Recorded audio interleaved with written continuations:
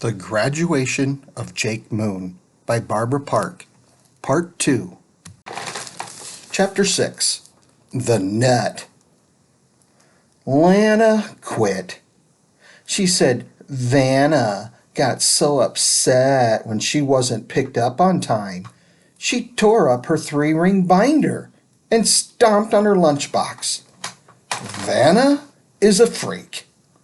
The timing of Lana's "I quit" call couldn't have been worse either. Ma had just cooled down from her tirade at school and was apologizing for going ballistic. It was just one of those days, she said. She was getting a cold, had been a very bad day at work, plus Skelly had been particularly stubborn all afternoon. She was trying to get me to say that I forgave her, which I hadn't yet. That's when Lana called. 5 minutes into the conversation, Ma laid the receiver down next to the phone, and she just went to her room. Even with the door shut, I could hear her crying in there. I didn't go in, though. Sometimes when my mother gets real low like that, well, she needs to talk. But other times, she just needs to be alone. Lana, well, she gave Ma and Aunt Marguerite 2 weeks to find another nurse. So the next day, they started calling hospitals and nursing homes, any place that had a medical staff who worked with old people. Eventually, Ma called the Senior Citizen Center not too far from our house. And Alma Russell answered the phone. Turned out to be one of those weird coincidences that happen in life sometimes. Or, who knows, maybe it was fate. But as soon as my mother introduced herself, Mrs. Russell let out a big woohoo of surprise, and she said that she and the lovely Mr. Skelly Moon had actually grown up on the very same street together. 2 hours later, Mrs. Russell called back and said she wanted the job. Now, just like Lana, Mrs. Russell was a registered nurse. She had been working at the senior center for years, and she was actually used to dealing with Alzheimer's patients. Ma and Aunt Marguerite checked out her background, and they hired her the same day of her interview. Now, as a special added bonus, Mrs. Russell was single with no family of her own, so she could actually help out late at night and even on weekends if we needed her. Looking back, I think that hiring Alma Russell was one of the best things that ever happened to my grandfather. I mean, no, it's true. She did turn out to have a few quirks that we didn't count on, but no one could do a better job of taking care of Skelly than she does. Ma says it's magical the way Mrs. Russell automatically knows what's bothering Skelly when no one else has a clue. Still, like I said, she is a little quirky, and getting used to her has taken some time. In fact, she's worked for us for almost a whole year and a half now, and there are still days I don't think I'm totally there yet. For one thing, there is no Mr. Russell. Well, that wouldn't be that unusual, except that, well, as far as anyone knows, there's never been a Mr. Russell. All Ma knows for sure is that Miss Elma Schlossman flew to Las Vegas for a week, and when she came back, she was calling herself Mrs. Alma Russell? And that's all she came back with, too. The new name. No new husband. No new wedding pictures. No new anything else. Strange. We'll probably never ever get to the bottom of what really happened out there. My mother casually mentioned the city of Las Vegas to her while they were folding laundry once, and Mrs. Russell picked up the basket, went out the back door, and she finished folding the clothes in the backyard. Now, also, just for the record, Alma Russell always dresses in a nurse's uniform. Always, I mean. Like even on her days off, when she's mowing her lawn or washing her car, she wears a white dress, white shoes, and those white swishy nurse's stockings. Twice, when we've taken her to a nice restaurant for dinner, well, she's added a nurse's cap to dress things up. My mother calls Mrs. Russell a godsend. But if God sent us Mrs. Russell, I'm pretty sure she was meant to be a gag gift, okay? Still, for as much as she gets on my nerves, I owe Mrs. Russell a debt so big, I will never be able to repay it. You see, it was Mrs. Russell who came to Skelly's rescue that terrible afternoon when I saw him in the school dumpster. It's funny how when you try not to think about something, well, you think about it all the more. The details are still clear in my mind. Like, I still remember the mocking tone in both those kids' voices when they were shouting their insults at Skelly. And how, when they finally walked away, well, my grandfather just kept waving until they turned the corner. Now, not long after that, one of the school custodians spotted him and went running over to help. Now, he didn't yell at Skelly or anything. He just motioned for him to get out. But my grandfather can be stubborn sometimes. He didn't budge. Now, I was still trying to force myself to go over and help the custodian when he spotted Skelly's medical alert ID necklace. He took out his cell phone and he called our phone number. Since we only live a few houses from the school, Mrs. Russell was there in less than 5 minutes.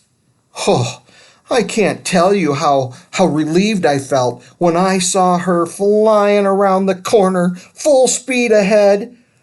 It was the same feeling you get when the cavalry charges in to save the day at the end of those old westerns, that you see in movies sometimes.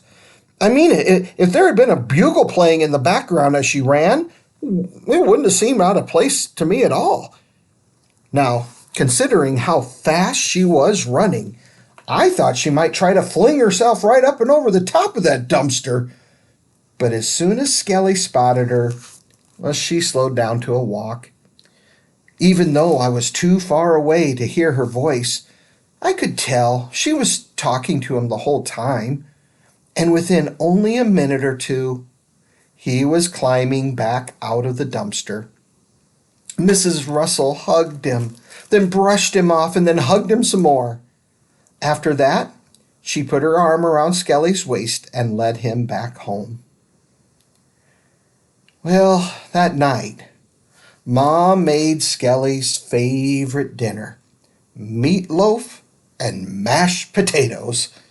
In between bites, her eyes would fill up, and she would just grab a hold of his hand and tell him how deeply and sincerely sorry she was for what had happened. I guess it turned out to be her fault that Skelly had wandered away from the house. She had forgotten to lock the front door deadbolt lock with her key. And as for Skelly, well, he didn't even remember he'd been in the dumpster. As for me, well, I could only imagine how proud Ma would have been to know that, well, I had seen the whole thing, and I had done nothing to help him. I just choked down some meatloaf. I left the table as soon as I could. I went to bed early that night, tossed and turned for hours, it seemed.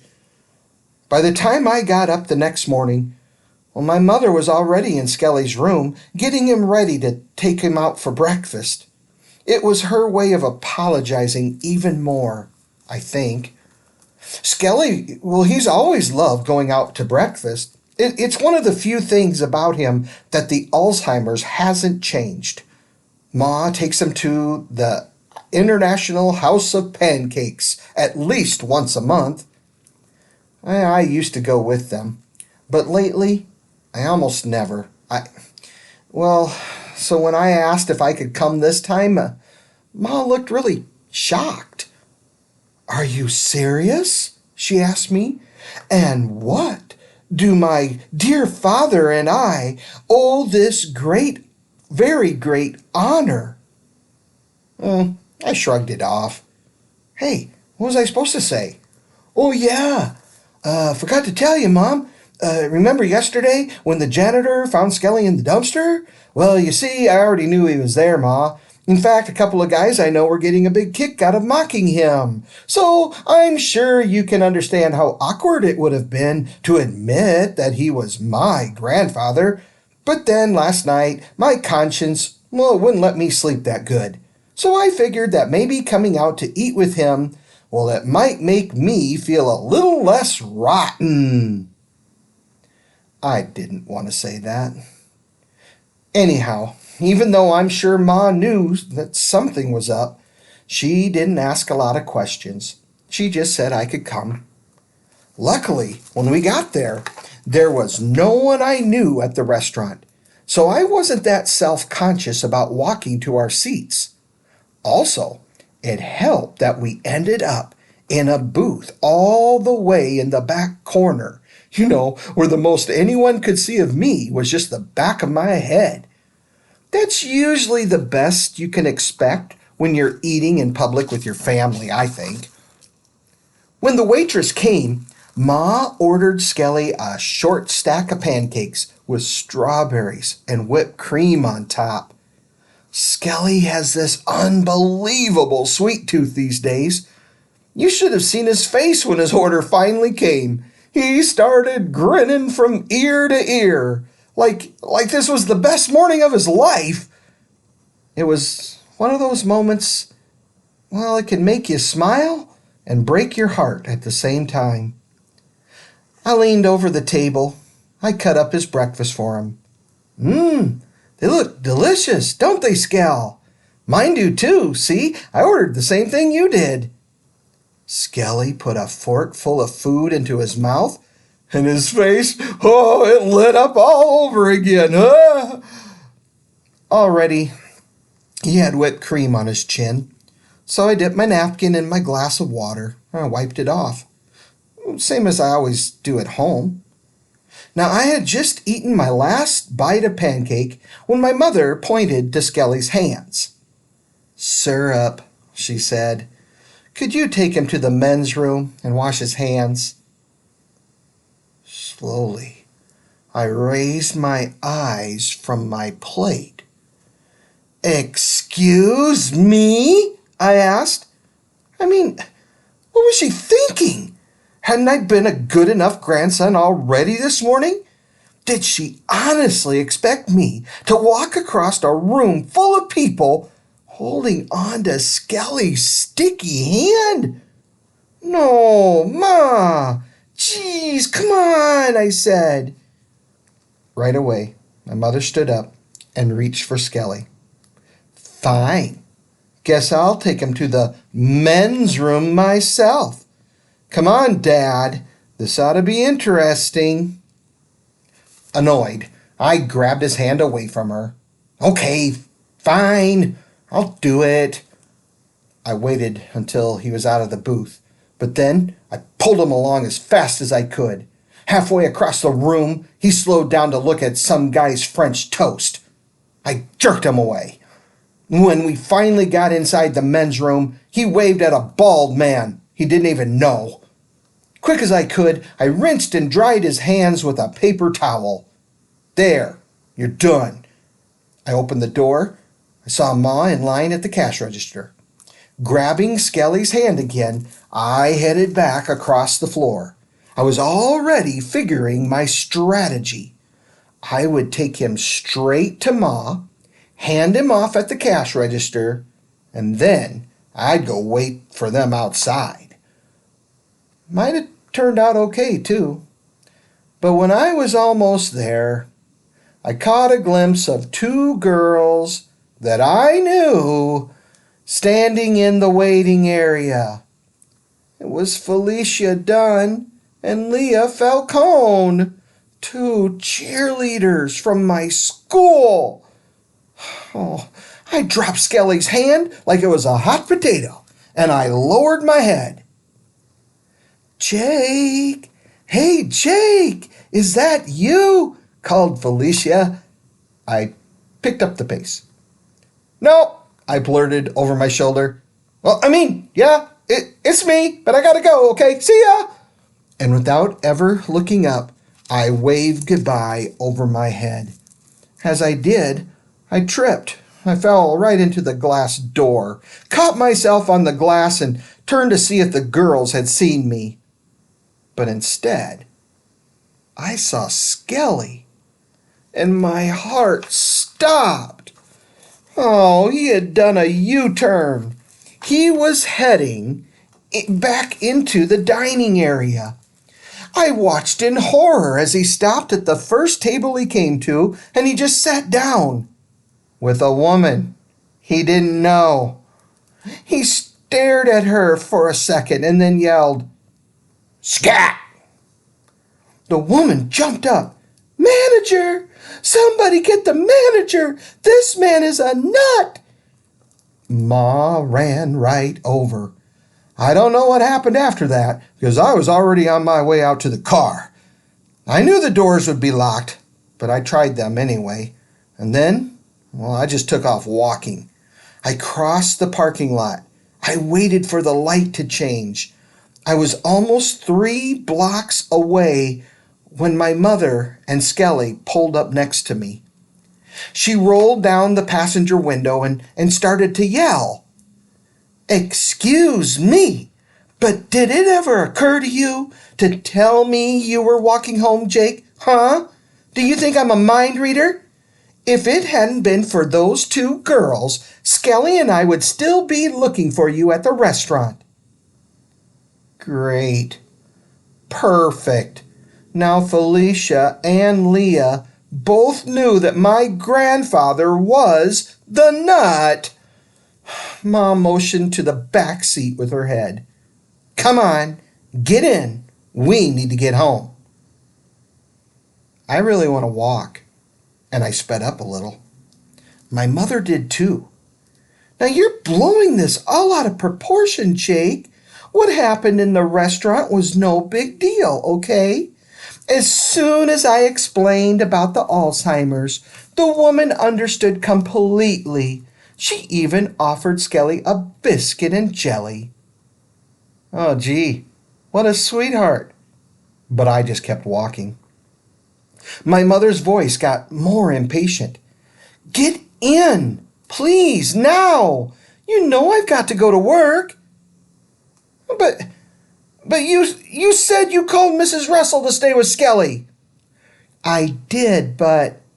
Just then, a horn honked. I looked around.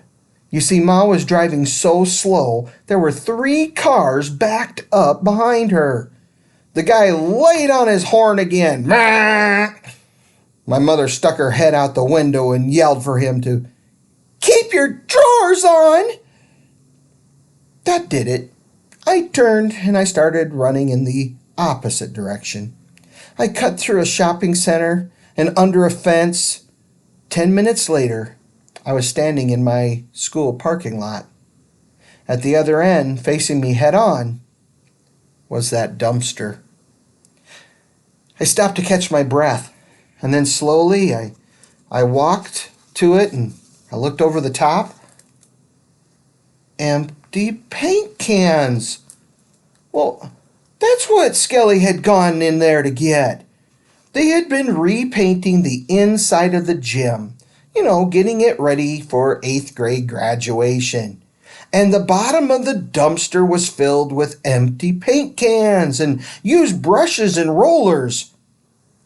I know it's weird, but Skelly is still so fascinated by that kind of stuff. But whenever he sees paint cans, his brain makes some sort of weird connection with his past. and he just can't seem to let it go. I sat down on the asphalt. It was warm on my legs. Closed my eyes and I leaned my back against the side of the bin.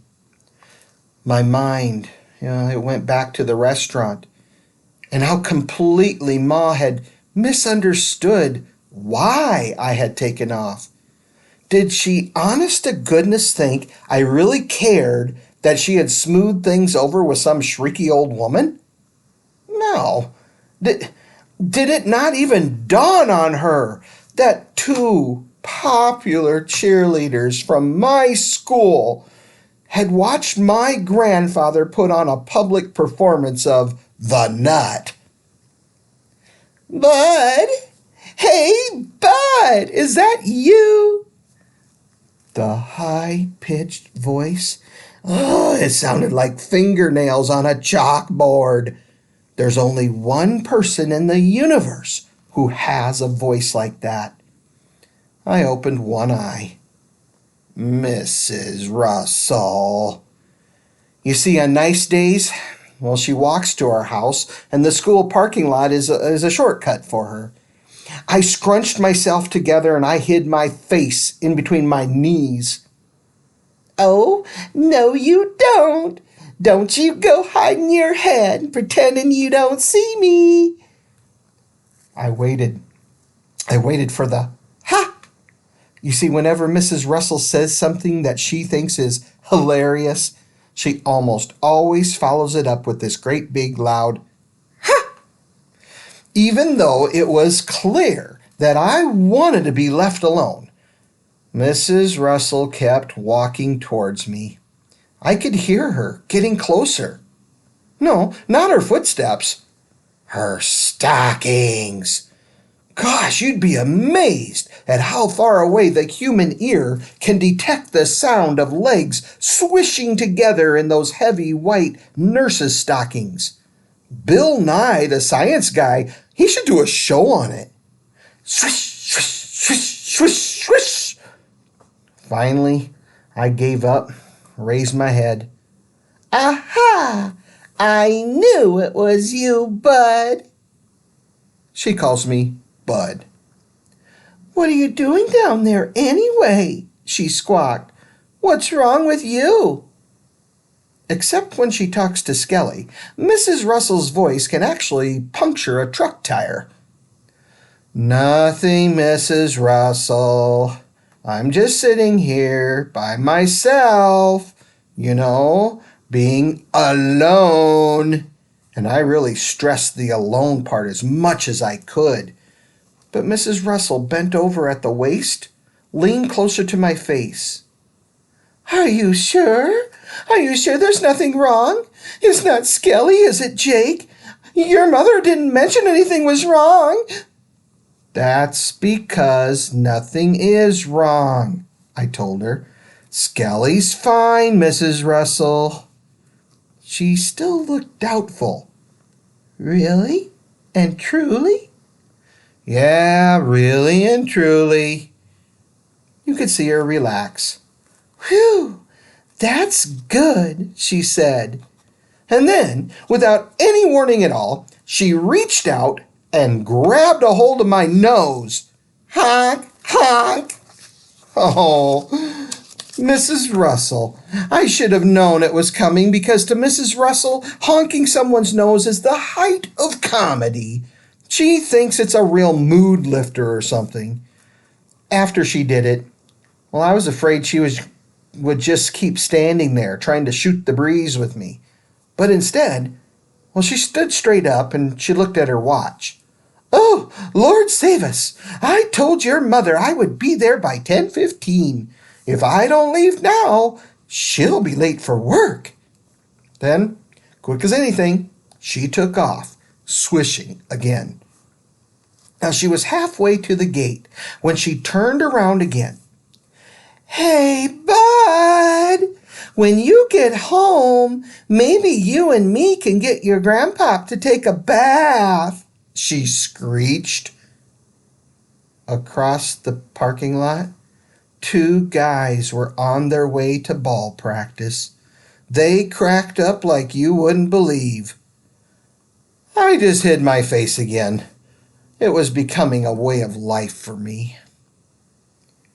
Well, when I finally did go home that morning, Mrs. Russell and Skelly were sitting on the front porch steps.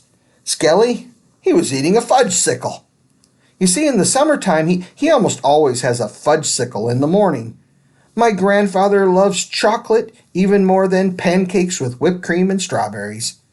As soon as he saw me, he stopped licking his ice cream and he smiled. "Claude Harper," he said. Made me laugh the way he said it, like he was just plain happy to see me, whoever I was.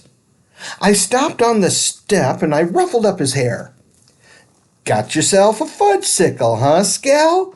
Man, your sweet tooth is having a blast this morning, isn't it?" Mrs. Russell stood up. Could you stay out here with him for a second, Bud? He just dropped an ice cream bar in the kitchen and it's melting all over the floor." I told her okay. I sat down next to him. A drip of chocolate ice cream fell onto his hand. Whoa, it's starting to melt there, Skell. You gotta eat it a little faster, okay?" I picked up the paper towel that Mrs. Russell had left and cleaned him up. After I finished, Skelly's eyes drifted away. He stared into space. When he finally looked at me again, his face seemed puzzled. Have you seen my mother?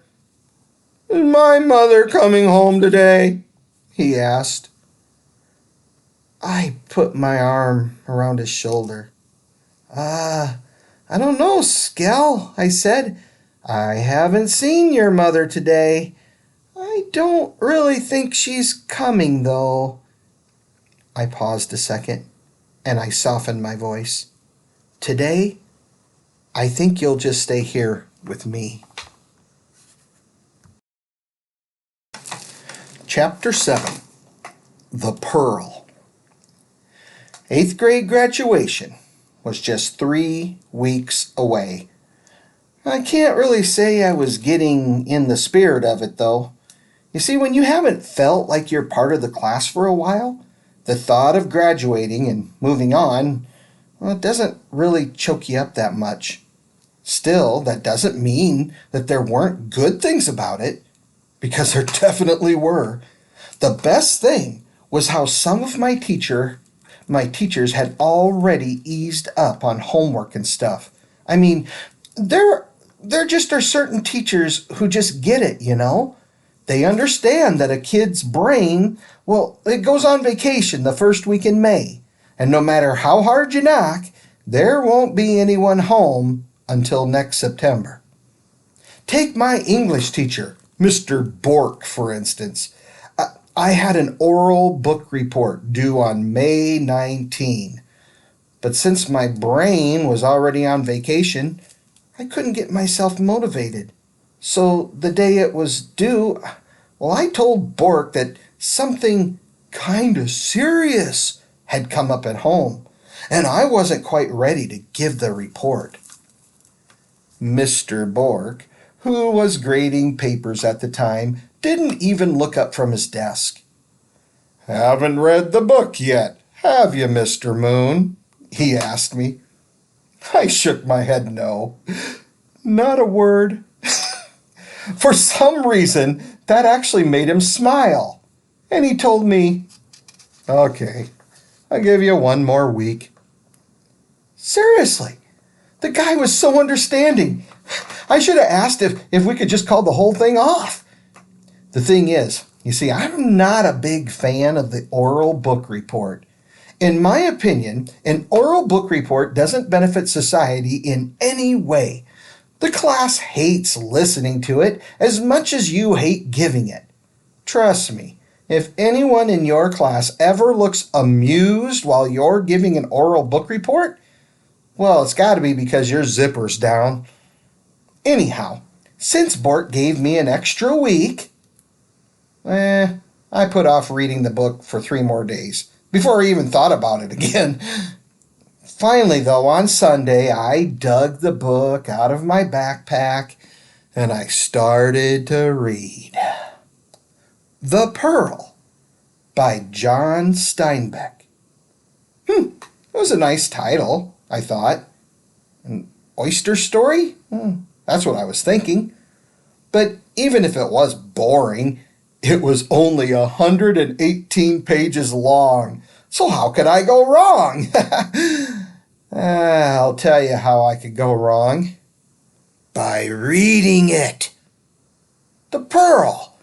It started out depressing, and it went downhill from there. I began reading at noon, and I didn't finish until after 6 that night. Now, I could have read it faster, but you see, after every couple of chapters, I had to stop, and I threw the book across the room. You see, to put it mildly, The Pearl is a book without hope. You see, something really good happens in the beginning, and then, well, right away, everything starts going wrong. And it keeps going wronger and wronger until you don't even want to turn the page hardly, because you know how much wronger it's still going to get. And here's what I hated most of all about that book. I identified with it so close you wouldn't believe.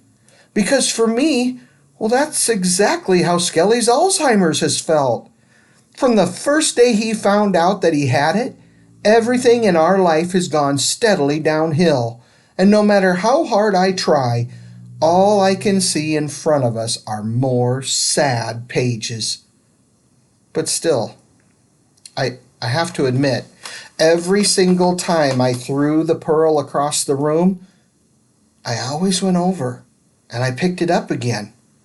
I guess something inside of me just needed to know that even in a story as miserable as this one, things could end up okay. Not rip-roaringly happy, maybe, but just okay. And so I read it all the way to the end, and a baby got shot. I swear, I'm not making that up. That's how John Steinbeck ended his book. Do you call that creative writing? Does it really take a lot of imagination to end a story by killing a baby? Do you think? A few minutes after I threw the book across the room for the last time, I heard Aunt Marguerite and James come in the front door. I looked at my clock. I saw it was 6:30. Time for Sunday dinner together. I groaned. Not James. Not now. Eating dinner with James had become one of the most dreaded parts of my week. Now, James, he may be older than me, but he has no scruples. Not even one. Which is not to say that I'm overflowing with scruples myself, but no matter how low I go, James goes even lower. Like a couple of months ago, while we were eating, he asked me to pass him a dinner roll. And so, just to be nice, I warmed it up underneath my armpit for a few seconds. Which even now makes me bust out laughing. Except that right away, James responded by licking his thumb and then sticking it in the middle of my mashed potatoes. He said he was constructing a holding pond for my gravy. Now keep this in mind. This kid is in high school, okay? But that's how childish he still is. And unsanitary. Anyhow, because of Skelly's condition, family night dinner is almost always at our house. Aunt Marguerite and Ma take turns fixing the food. And when it's my mother's turn, well, she goes all out. She cooks a roast or a chicken. And when it's Aunt Marguerite's turn, she carries in 2 bags of Chinese food and just plops them on the table. You see, if my aunt wrote a cookbook, it would be called How to Order Out. Jake, "Dinner! Come on, let's go!" Mom shouted. "Chinese tonight!" I didn't want to go. I was already in a terrible mood, and watching James cram his mouth full of sweet and sour pork, I think that would make me suicidal. Ma waited a couple of minutes and then came to get me. "Hey, you! Didn't you hear me calling? Everyone's at the table waiting for you. The food's getting cold. Come on, let's go." Can't, Ma. I really need to finish this book report. I'll eat later, okay? Just this once." The pearl was lying on the floor near the door. My mother stared down at it. It fell off the bed," I said. "And did what?" she asked. "Did it fly across the room?" It's a pretty light book." She picked it up. "The pearl. I think I read this when I was in high school, but I just can't remember the story." "Oh, believe me, Ma, if you ever read The Pearl, you wouldn't have forgotten the story. It's about this poor fisherman. He finds a pearl like the size of a baseball. And he and his wife, they're like totally happy for about a page and a half. And then all of this terrible stuff starts happening to him. And at the end, their baby gets shot. Yeah, it's a real rib tickler, Ma." My mother tossed it on the bed. "Well, then what you need is to get away from it for a while. Come on, Jake, it's family night. You can come back and finish your report right after dinner. You won't even have to help me with the dishes, I promise." She took my hand, pulled me off the bed, and as she dragged me into the dining room, Aunt Marguerite blew me a kiss from the table. I just waved half-heartedly.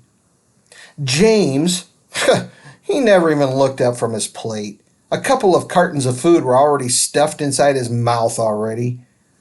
I patted his shoulder as I sat down next to him. "Hey, thanks for waiting, James," I said. "Really, though, you should have started without me." James just kept right on eating, like I was invisible. Across from me, Skelly had started eating too.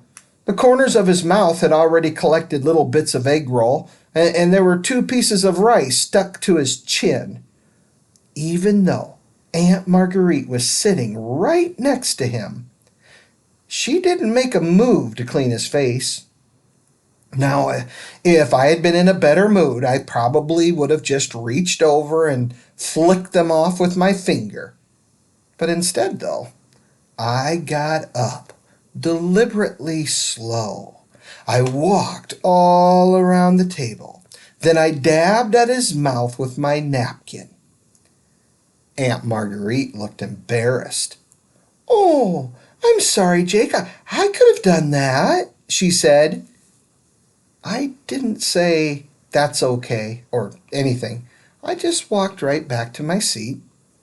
Meanwhile, James had still not raised his head. He was hunkered over his dinner like he was protecting it from an alien invasion. As soon as I sat down again, Aunt Marguerite started acting all friendly and chatty. "So, Jake, you were back there doing homework, huh?" I nodded. "Yep." "What kind of homework?" she asked. "Book report." "On what?" "A book." Ma kicked me under the table. "The Pearl," I said. "The Pearl," she repeated. "Didn't you read that book last year, James? It seems to me that you read that one." "I doubt it," I said. "It's not a little kid's sticker book." Without moving his head, James rolled his eyes to the side to look at me, and under his breath, he called me a foul name. I gasped in pretend shock. I said loudly. "Did anyone else hear that? James called me a naughty word at family night dinner." Ma threw her head back in frustration. Please, could we please just finish our food in peace for once?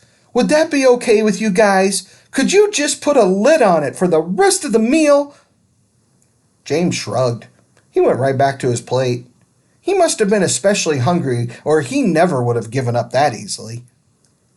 Now, as usual, the minute he and Aunt Marguerite finished eating, they got Skelly up from the table and headed for the door. As soon as dinner is over, they always just whisk him right outside for their weekly stroll around the block. Aunt Marguerite calls it their quality time together. You know what I call it? I call it Aunt Marguerite's totally lame excuse to get out of doing the dishes. Boy, it's a miracle how she always gets back just as Ma is starting the dishwasher. And the part I love best, though, it's how my aunt wraps up the evening each week. When she comes back in the door after their walk, she puts Skelly into his recliner. Then she goes straight over to her purse. She pulls out her big, fat checkbook. She writes Ma a check for Mrs. Russell's salary.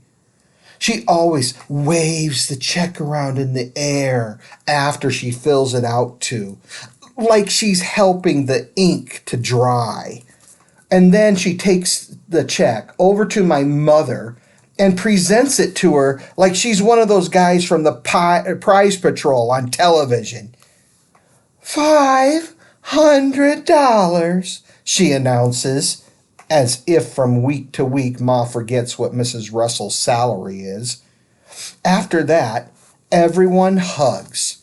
Well, everyone except for me and James.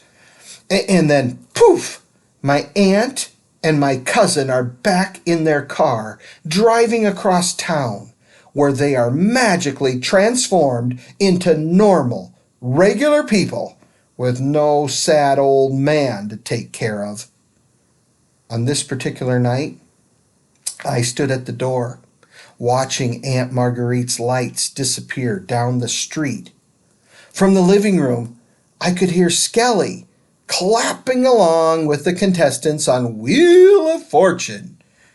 Now, he can't solve any of the puzzles, but he's totally into the clapping. I glanced in at him as I started back down the hall. My mother was sitting on the couch. She shot me an annoyed look. You could have done better at dinner, she growled. I stopped. What? What'd I do? She got up from the couch and met me in the doorway. You know perfectly well what you did, Jake. It wasn't enough that you had to make a huge production out of wiping Skelly's face. Oh no, then you had to throw in all those smart alecky comments about, your book report. I was kidding, Ma, I said. No, you weren't. You know you weren't, she said. Family night. It's supposed to be about all of us spending time together with Skelly. But lately, it's just been nothing but a battle of insults between you and James. And I'm telling you right now, it has got to stop. Good. Fine. Let's stop it then, I said. If you want me in a better mood, then stop having James and Aunt Marguerite over to dinner every Sunday. And please, Ma, don't tell me one more time about how family night is supposed to be about Skelly. I know that perfectly well, okay? But in case you haven't noticed, Aunt Marguerite can't even stand to touch Skelly. And so what kind of great family do you call that? And then my voice got even louder. Oh, yeah, and you can talk all you want about me wiping that rice off his face, but you know Aunt Marguerite saw it, Ma. She just didn't want to get her hands dirty by touching him. Skelly, he could be sitting there with a cream pie on his head, and Aunt Marguerite wouldn't lift a finger. That's not true, said my mother. Marguerite is just as concerned about taking care of your... And that's when something inside of me just exploded. No, she is not, Mother. She is not one bit concerned about taking care of him. She's concerned that other people take care of him, namely you and me. Why can't you see that? She eats with him one time a week just to make herself feel better. And then she writes us a big la-di-da check. And then she and James get to go back home to their la-di-da wonderful life. Ma threw her hands in the air. So, what do you suggest I do, huh? Do you want me to shuffle the poor old man back and forth between our houses so his disease will punish us equally? The money Marguerite gives us, it's very important. The money is huge. Without your aunt's money, Skelly, well, he'd have to be in a nursing home somewhere. And in case you've forgotten, this is his home, and he deserves to live here as long as he can. She ran her fingers through her hair. Good Lord, Jake, you above everyone else, you should know how much we owe. I had to cover my ears. I know, Ma. I know. I've heard that part about 1 billion times. We owe him. We owe him. My throat burned from trying not to cry. I'm doing the best that I can right now, okay? I'm trying. But my gosh, Mother, I'm 14 years old, and I'm a caregiver to an old man who thinks I'm Claude Harper. Suddenly, Skelly stood up. He started tugging on his slacks. Ma saw him from the doorway and ran in. She grabbed his hand and quickly hurried him into the bathroom. I waited to make sure everything was okay, and then I started to go to my bedroom again. Ma passed me in the hall, and she reached out to grab my hand. I don't want to fight with you, Jake, she said. I just want to have a peaceful meal on Sunday. But I'm not the enemy here. You and I are in this together, and no one understands how awful hard Skelly's disease has been on you better than I do. Her voice actually cracked a little. I carry the guilt of that with me every single day. And if being bitter and resentful would make your life happier, I swear I'd tell you to go for it. But believe me, Jake, staying bitter, well, it will only make you more miserable. She paused then, and I know she was hoping that I would hug her. I just couldn't do it, though. Instead, I took my hand away. More miserable? I said quietly. More is pretty hard to imagine, Ma. I stepped around her and just kept on walking. Chapter 8. Sinking and Floating. On Wednesday morning, I was already awake when I heard the alarm go off in Ma's bedroom. A few minutes later, she called to me from across the hall. Jake, you up yet? I rolled over. I looked at the calendar on my desk. May 26th, the day my book report was due. English was 5th period. I still hadn't finished my notes on the Pearl. It's against Mr. Bork's rules to read your book report from a piece of paper, but at least, well, he lets you use note cards. Ma opened my door. Come on, you, get up. It's 6:30 already. I yawned. Go to bed. The daily routine had begun. You see, every morning while my mother takes her shower, I get Skelly out of bed, point him to the bathroom. After he's done, I help him wash his hands and his face. Then we head back to his room to get ready for the real fun, dressing him. These days, my grandfather's wardrobe is Well, it's mostly t-shirts and pants with elastic waistbands, so normally it goes pretty fast. But on this particular morning, his easy clothes were in the hamper. So Ma had laid out a shirt with buttons and regular pants with a zipper. I took a few deep breaths to get myself ready. Okay, Skell, let's give it a shot. He sat down on his bed. We maneuvered his feet into his pant legs. Then he stood again so I could pull them up. But before they were all the way up to his waist, he was already yanking on the zipper. No, Skell, wait! If you zip up too soon, you always get your boxers jammed in a great big... He gave a really hard tug, and I looked down. Wad, I added quietly. This time, the boxers were stuck so tight, the zipper wouldn't move in either direction. Now, while I had to work to get it free, Skelly started fastening his shirt.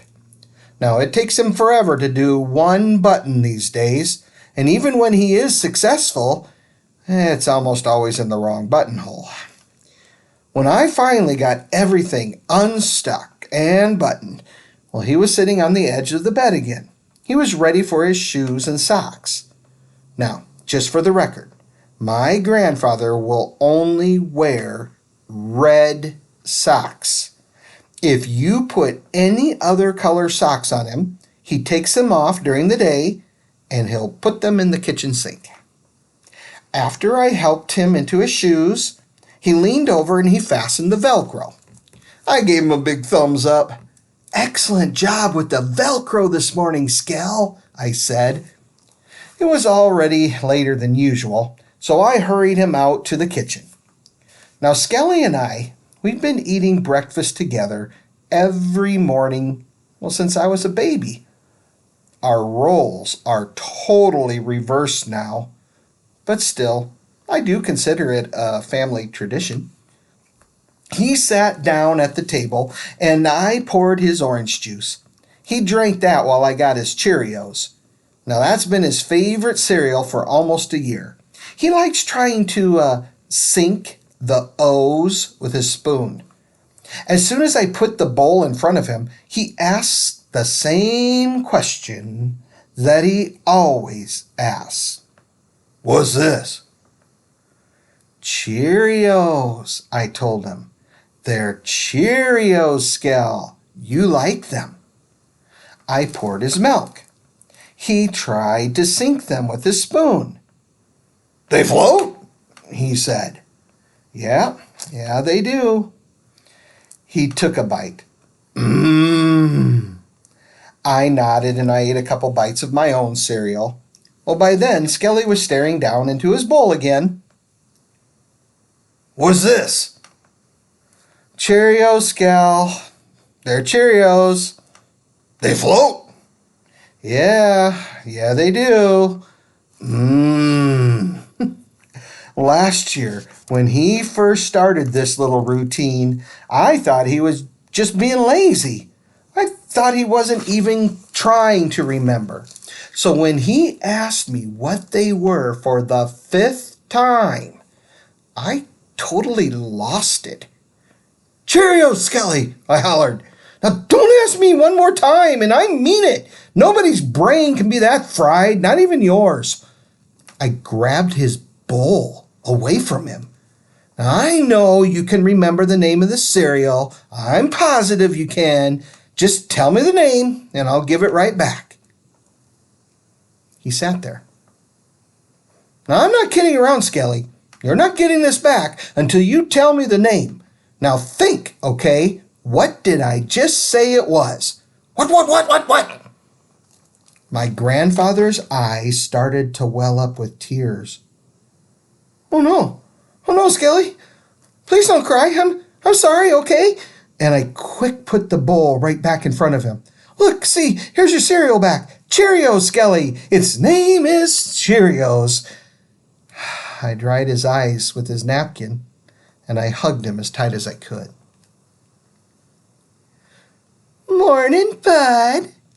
Skelly had just started eating his cereal when Mrs. Russell came rushing in through the front door. She has her own key to our house, so she always comes in without knocking. Since August, she's caught me in my underwear 4 times. All 4 times she started singing, I see London, I see France. I looked at the clock. It was a little before 7.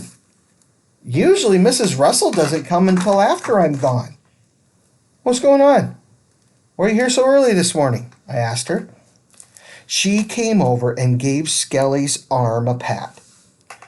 Well, because me and your sweet grandpop here, we have a date for the pancake breakfast down at the senior center, she said. Then in a flash, she snatched his cereal bowl right out from under his nose. Whoops! Can't be eating cereal this morning, Skelly fella, she told him. We've got to save room for those delicious blueberry flapjacks. I waited for Skelly to start pitching a fit about his missing Cheerios. But Mrs. Russell, well, she had him up and out of that chair before he even realized they were gone. I left the 2 of them together in the kitchen, and I finally went to go take my shower. 15 minutes later, I was turning off the water when I heard the front door shut. Took my towel, wiped a circle in the foggy bathroom window, and through the steam I watched Mrs. Russell take a hold of Skelly's hand and trot him across the street. When they got to the other side, she knelt down and pulled up his red socks. He leaned his hand on her shoulder for support. Before she stood back up, she smoothed his pant legs nice and neat, and then she held his hand again and gave it another pat, and then they went down the block. That's when Ma banged on the bathroom door. Hurry up, Jake. It's 7:15. You're going to be late. My mother announces the time more often than Big Ben. I don't know why she won't get off my back about being late, because in 9 years of school, I've never been late, not even one time. Now, as usual, I got to school in plenty of time before the bell. Unfortunately, though, I still didn't have my notes done for my book report. So at noon, I had to skip lunch. I had to go to the library to work. Well, the notes finally got done. But my stomach didn't get fed, and by the time the bell rang for 5th period, oh, it was growling so loud, I swear it was echoing off the lockers in the hall. I stopped at the water fountain, drank all that I could. But when I finally sat down at my desk in English, the growling had gotten even louder. I started to panic. It's not like this book report wasn't already stressful enough without adding body noises to the mix. Now, to try to muffle the sound, I bent in half and I pretended to be searching through my backpack on the floor. I was still down there when Mr. Bork began taking attendance. Now, he couldn't see me, so he called out my name. Mr. Moon! I was seriously considering not answering him when a noise suddenly exploded from the hall. Oh my gosh, I couldn't believe it. A fire drill? It was a fire drill. I was saved by the bell. I've never been that lucky. Never, ever, ever. And as it turned out, that was not the end of my good luck either. Because, there was a huge traffic jam in the hallway, so it took an extra long time for all the classes to get out of the building. Plus, once we were out there, Mr. Bork and Mr. Treacher, the science teacher, they got so busy in a conversation that even after we came back in, well, they kept talking out in the doorway, at least another 10 minutes. Now, as amazing as this sounds, when Bork finally got back to his desk, He looked at the clock. He told me he was sorry, but there were other things he needed to get to today, and there just wouldn't be time for me to give my book report. Is it okay if we try again next week sometime, Mr. Moon? He asked me. I lowered my head in this kind of hangdog look that I do sometimes. Yeah, well, I guess so, I said. I should be an actor. Seriously, Academy Awards have been given out for performances worse than that one. Whew! Chapter 9. Officer Happy. At the end of the day, I came out of school feeling euphoric. Okay, euphoric, that was a vocabulary word this year. And according to the dictionary, it means feeling great happiness. But what euphoric really means is that if no one was watching, you would skip all the way home. As I started up my street, I honestly thought that my day just couldn't get any better. But when I raised my head and I saw a cop car parked in front of our neighbors, the Waxmans, ooh, my mouth fell all the way open. I'd always suspected that the cops would come for Mr. Waxman one day, but for it to happen on the day of my book report miracle? Well, it was almost more luck than one kid deserved. I sped up. There was no way I was going to miss this.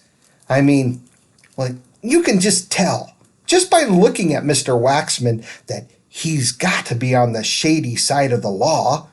For one thing, he wears a hat. Not a baseball cap. You know, one of those man's hats with a brim and all. And not only that, but he's got one of those creepy, thin mustaches. You know, the ones that looks like he draws it on with a pencil. Which, that's a crime in itself, if you ask me. But what really makes Mr. Waxman suspicious is the way he never opens the door all the way when I knock. Like even when I'm standing there holding a package that got delivered to my house by mistake, Mr. Waxman will only open the door wide enough to peek one eye out. Then, in a move so fast it's like a blur, he reaches out, snatches the box out of my hands, and shuts the door right in my face.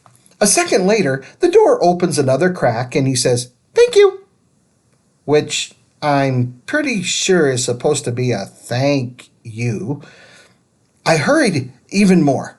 I was hoping I hadn't missed the part, you know, where they put him in the backseat of the squad car and they have to hold his head down so he won't bump it on the roof. Oops, watch the old hat there, Mr. W., I wanted to say. I laughed out loud. In fact, just to show you what a good mood I was in, even when I got close enough to realize that the cop car, well, it was in front of my house and not the Waxman's. Still didn't register that anything was actually wrong. I walked inside. The cop was standing in the kitchen. Ma and Mrs. Russell were sitting at the table. They were looking through the pages of our photo albums. Weird, I thought. Why would a cop want to look at our family pictures? My mother glanced up. "Oh, Jake," she said absent-mindedly, and then her eyes went right back to the photo album. "Ma." All of a sudden, she pointed at one of the pictures. "Here," she said to the cop. "This is the one I was telling you about. Look, see? It's a close-up, just like I said. It was taken just this past December." She pulled it out of the plastic and handed it to him. I was seriously starting not to like this. "Mother?" Just then, Ma's hand went over her mouth as if she were seeing me for the very first time. "Oh my gosh, Jake, I'm sorry. You don't know yet. It's your grandfather," she said. "He walked away from the senior center this morning." For a second, I was speechless. "What? But how, Ma? I mean, well, how is that even possible? They've got an alarm on every door at that place. And besides, I thought Mrs. Russell stays with them over there." Mrs. Russell put her head on the table and just muttered, "Oh, dear Lord." Ma reached out for her hand. "Elma does stay with him, Jake. But today, when they got there, some men were painting the outside of the building. Skelly wanted to watch. And then Elma mentioned to them that he used to be a painter and, well, they told him he could help," Mrs. Russell interrupted. "They said if it was okay with the people inside, it was okay with them. And then one of the painters gave him some white overalls and a hat to put on. And he said he'd keep an eye on Skelly while I just ran inside to check with the program supervisor." She covered her face and shook her head. "I was only gone a couple of minutes, Bud. But the man didn't know much about Alzheimer's, I guess, because, well, he got distracted mixing some paint. And when he turned around again, Skelly was gone." Ma stood up. "We're going to get him back soon, though. Right, officer?" she said. "I mean, how hard can it be to find an old man in white painter overalls and an ID necklace?" Now, I still didn't know if the cop was planning to answer her, but if he was, he didn't do it fast enough to please my mother.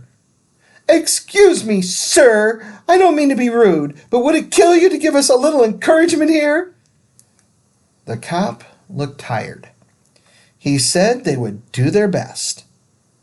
"So, who's looking for him now?" I asked. "Right this minute. I mean, is there anybody out there at all?" My mother nodded. "There's 4 or 5 volunteers from the senior center. They've been driving around all day, and Aunt Marguerite's been looking too. Right now she's picking up James from school, and the 2 of them, they're going to keep searching." Without another word, I flew out the front door and took off running. If anyone could find Skelly, I could do it.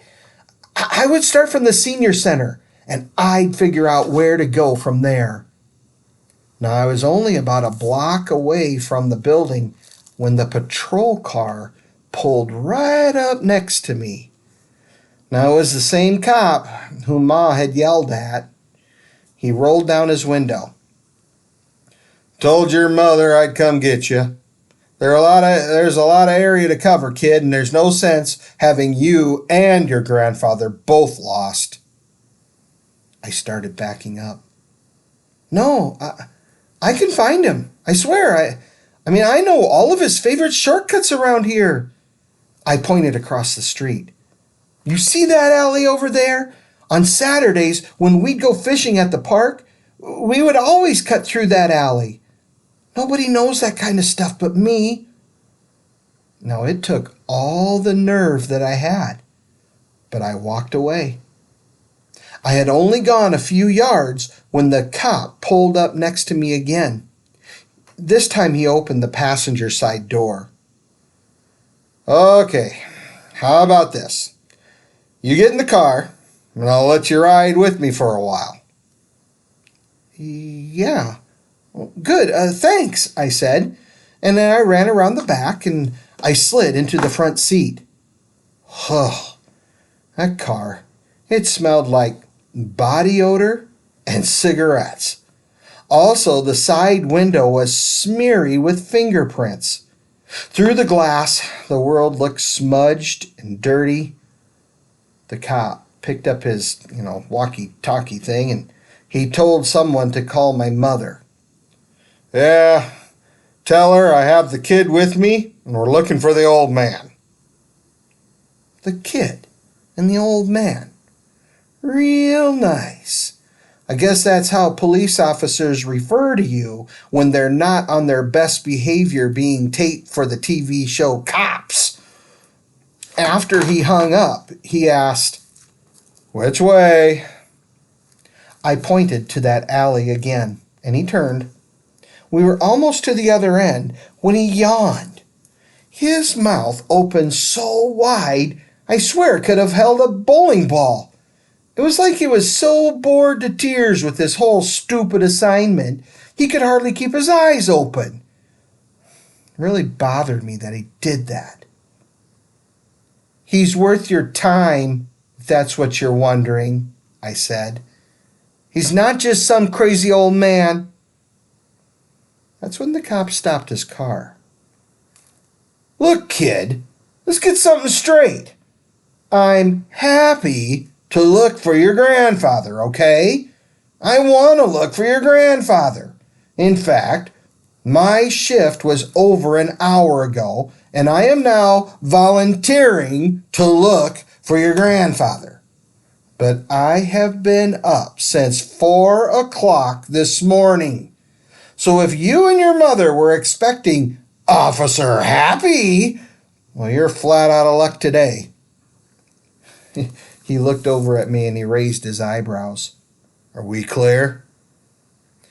I squirmed uncomfortably in my seat, and I nodded yes. I was just about to turn my eyes back to the window when I glanced down and I saw his gun. It was right there in his holster, not 2 feet away from my hand. I don't like guns. Skelly hated them. I stared at the black handle of the gun and I remembered the terrible ending of The Pearl. A chill ran through my body. What if John Steinbeck, what if he turned out to be right? What if there are just some people in the world who just aren't meant to be happy? People whose lives just keep getting worse and worse until they finally hit bottom and nothing can hurt them anymore. I tried to push that thought out of my mind. Turning back to the window, I looked through the smudge marks and we drove on.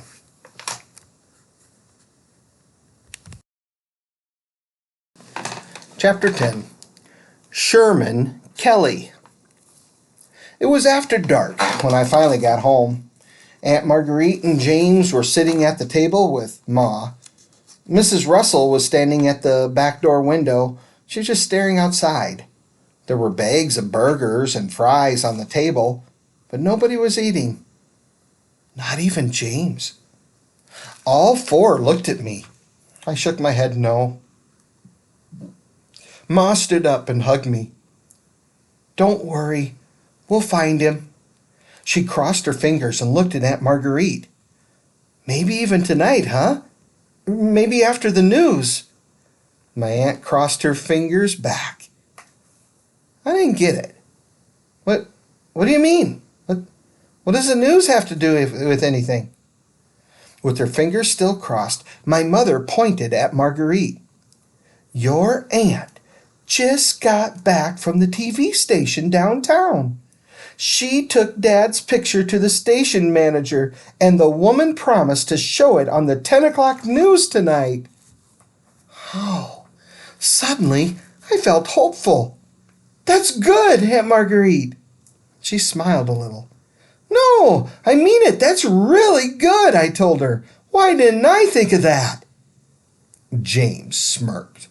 "Because brains of the family thought of it first," he said, "and that would be me." "Yeah, right. Sure you did, Einstein." "No, seriously, I did. Why would I lie?" I laughed out loud. "Ha ha ha! Gee, I don't know, James. Maybe because you wouldn't know the truth if it came right up and bit you on the..." My mother stood up so fast, her chair fell over behind her. Do not start, Jake. I mean it. Don't you dare start this stuff now. Then she pushed the chair out of the way with her foot, and she hurried out of the room. Aunt Marguerite narrowed her eyes. Thank you both so very much. This is just exactly what we needed, she said, and then she left too. For a few seconds, James tapped his fingers on the table. Well, I guess we're all pulling together nicely, he said dryly. After that, he drifted out the door to go watch TV. I sat down in his chair, put my head in my hands. I don't know how long I stayed there. At least a couple of minutes, probably. Mercy! Oh, my skin prickled when I heard her voice. Now, don't ask me how, but I'd managed to forget that Mrs. Russell was still in the room with me. I frowned. Why? Why, though? Why was she still in the room?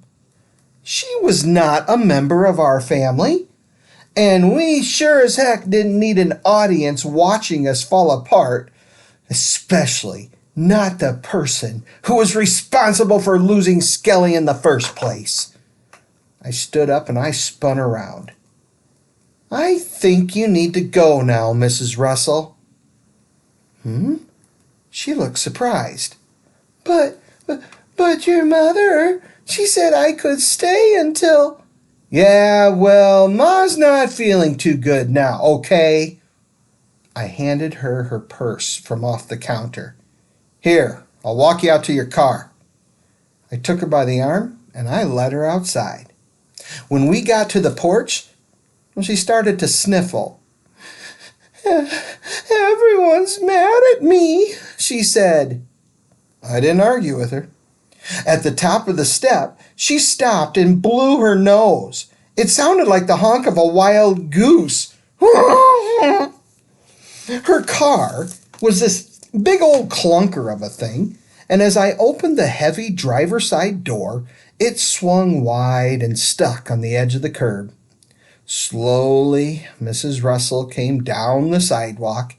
When she got in the car, she hunched forward slightly and leaned her head on the steering wheel. The horn honked loudly. Honest to goodness, this woman was a human honking machine. I couldn't stay out there one more second. I just quickly turned around, hurried back inside. 15 minutes later, she was still out there. I had been hoping I could outlast her, but my anger was fading and I couldn't hold on. So I went outside to the curb again. No one's mad at you, okay, Mrs. Russell? We're just tired, that's all. We're just beat. I lifted the car door from its stuck position, but before I closed it, I bent down. Come back in the morning, okay? We really want you to.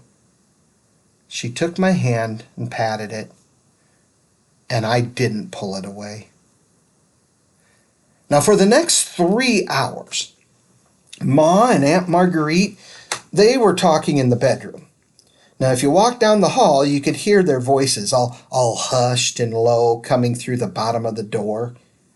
James and I were watching TV in the living room when the clock on the wall started to chime. I looked up.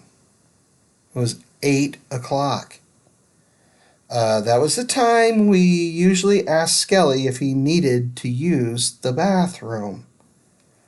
I closed my eyes. Great. What's he going to do tonight? James looked over.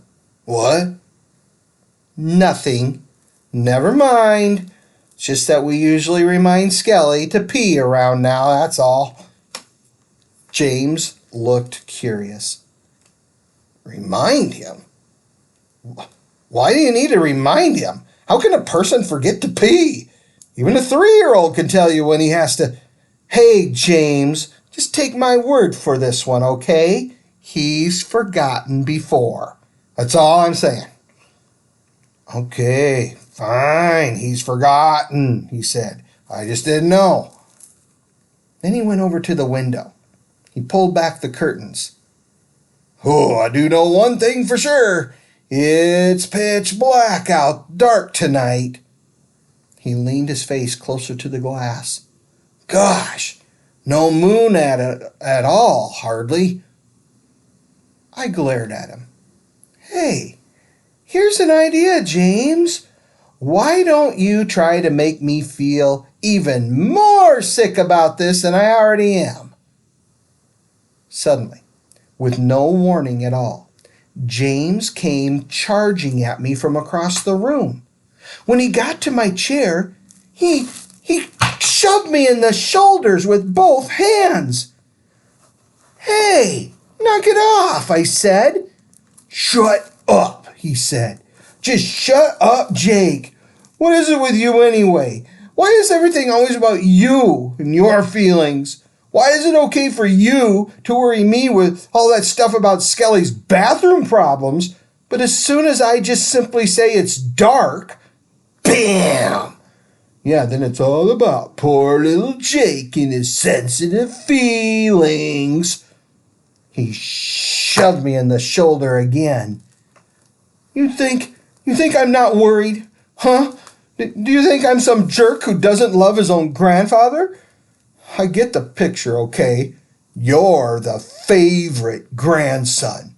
It's always been made crystal clear to me. But that doesn't mean I don't love him just as much as you do. He flopped down on the couch again. He started clicking through the channels with the remote.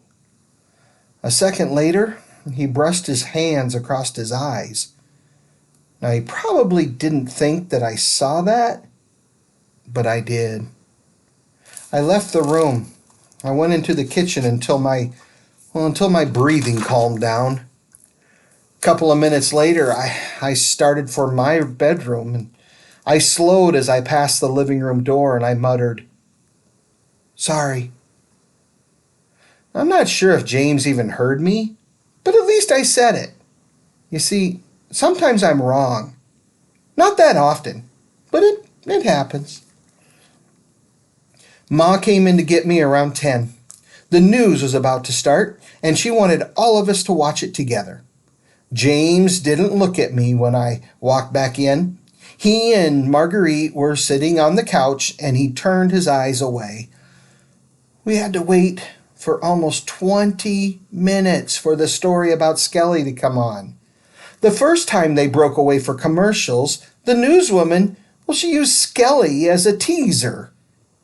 Coming up, a local family needs your help in finding a missing loved one, she said. But when she came back after the commercial, instead of the story on Skelly, she did an in-depth report on a farmer who grew a squash that looked like a baseball bat. And then, of course, more commercials. Then they had the weather.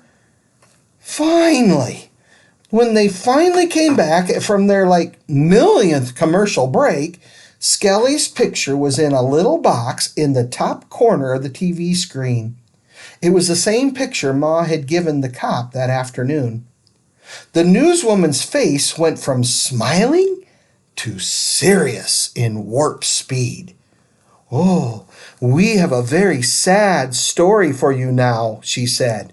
Earlier this morning, a local Alzheimer's patient wandered away from the Northeast Senior Center at 1750 Maple Avenue.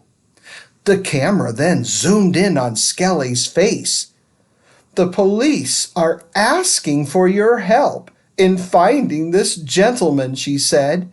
He answers to the name of Sherman Kelly. James jumped up. No, he doesn't. All of us stared in disbelief as the woman just moved on to the next story. She was already smiling again. Now, just to make sure you caught that, the news reporter made it sound like he lived at the senior center at 1750 Maple Avenue. But he doesn't live there. That's not his address. And she gave his official name, Sherman Kelly. That is his real name, but nobody calls him that. And if you called him Sherman, he probably wouldn't even answer you. So they did kind of get it messed up.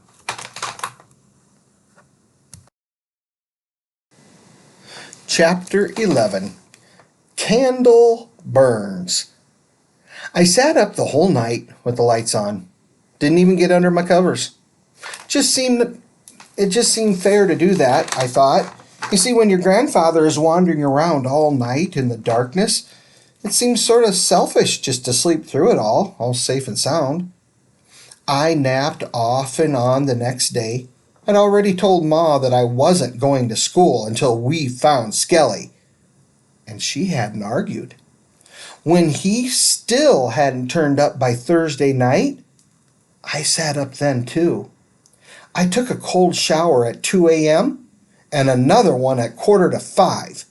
On Friday morning, I was the tiredest I'd ever been in my life. I was also the cleanest I'd ever been in my life. Friday night around 6, I fell asleep on the couch eating a chopped sirloin TV dinner. Ma covered me up with a blanket and let me sleep right there. I didn't wake up until almost 9 o'clock the next morning. That's when some idiot started pressing our front door buzzer. It's not healthy being scared awake by a door buzzer. Kind of gets your heart rhythms totally out of whack. I was still trying to get my breath under control when I heard Ma say, "Come in." Well, I was sure it must be Mrs. Russell. She'd been coming over every morning since Skelly had disappeared. This time she must have just forgotten her key. I pulled the blanket over my head and I tried to fall back to sleep. I'd been having a dream and I wanted to get back to it. It had been about Skelly. He'd been wandering around in this huge sandy desert, but right before I woke up, I was pretty sure he had spotted an oasis. I tried to put the pieces together. If the dream was about the desert, maybe I was worried that Skelly didn't have any water to drink. I've read a person can only go a few days without water. But then again, you can't really die of thirst in a city, can you? The thought bothered me, though. Well, why can't you? Like if an old man is confused and scared and he hardly even talks, well, where's he going to go to get a drink?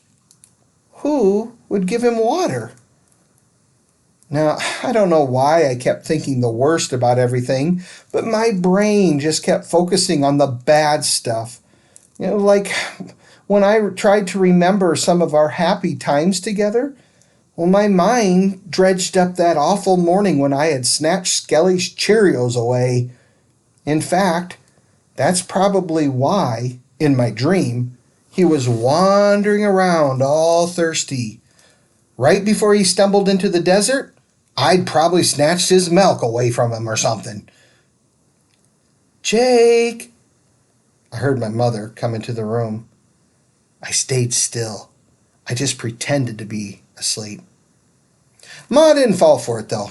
She pulled the blanket away like it was a magician's cloth. I opened one eye. Standing in the doorway was another cop. Now, this was a different cop than the one who I had ridden with on Wednesday. This guy was young and in good shape.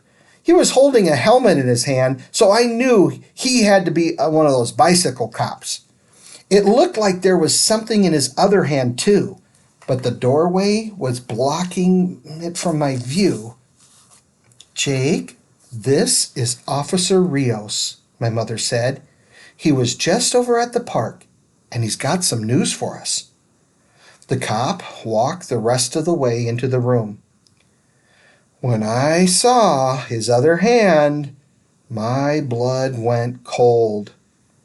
He was holding a white painter's hat. Oh no! Ma rushed over. No, Jake. Oh no, it's not what you're thinking. Nothing has happened to Skelly. They found this hat at the park yesterday afternoon. But they think it's a good news, Jake. They think it's a lead. It means that Skelly's probably been there.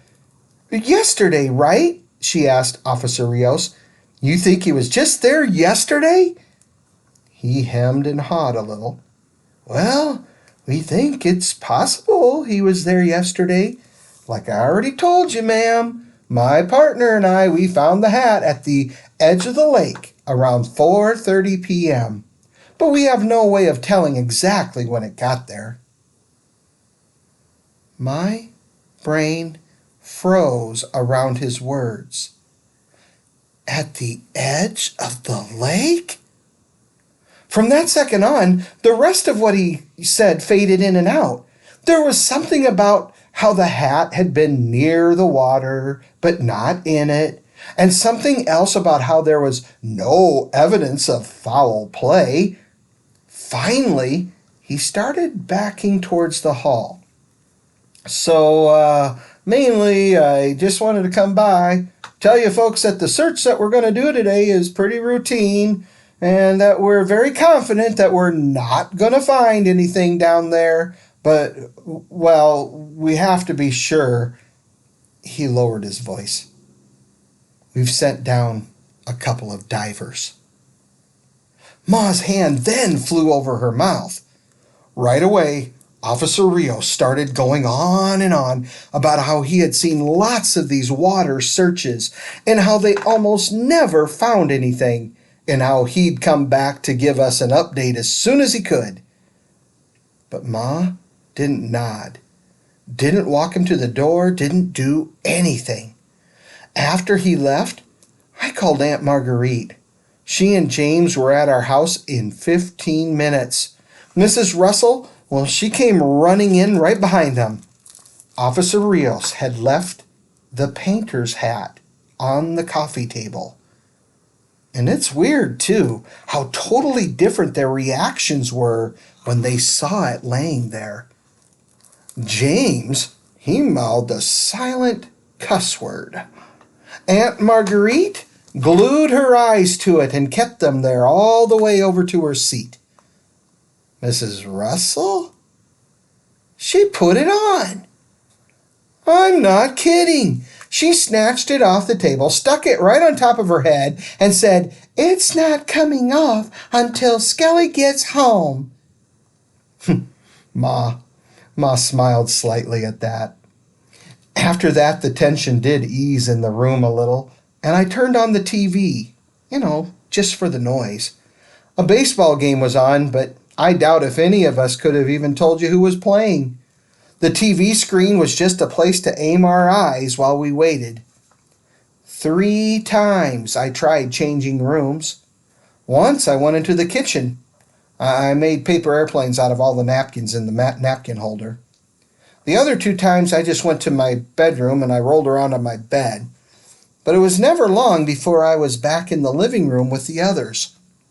Aunt Marguerite, well, she was the first one to spot Officer Rios coming up the front porch steps. Oh my gosh, he's back. She leaped up from her chair and took off running. James was right on her heels, and Ma was on his.